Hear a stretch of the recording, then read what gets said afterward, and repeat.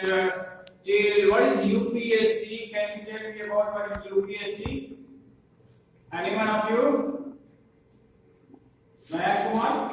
Yes, sir. Yeah. Sir, UPSC is a batch and it's also conduct exam, and if you will pass it, then you can get some job. Only that.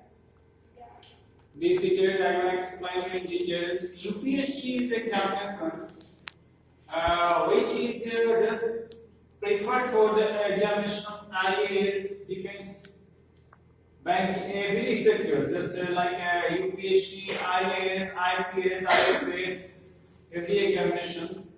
So first of all, we have to just take a look of the subject wide. It's a geography here. So what we learn in lot more details about the geography apart from our syllabus of class 6, class 7. What we gonna deliver in details. Like we have to just take the example of a country like India. So first we recognize this is a country, and after that we have to just take its size, location, physical features, drainage system here, climate, natural vegetation, and wildlife sanctuaries.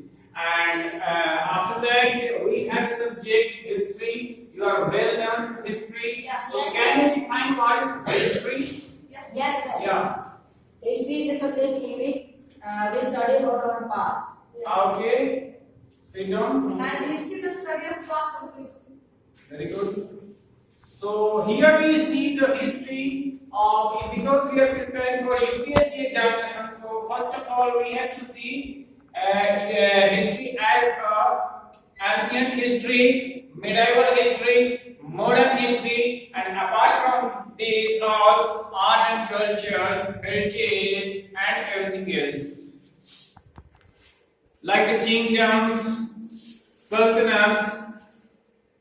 And economics is a new subject for you because you are in class 6 and it is the subject which is just started from class 9. That's why it's totally new, but you have to just learn some things from economics from now. Because when you are preparing for UPSC examination, so you have to deal with every subject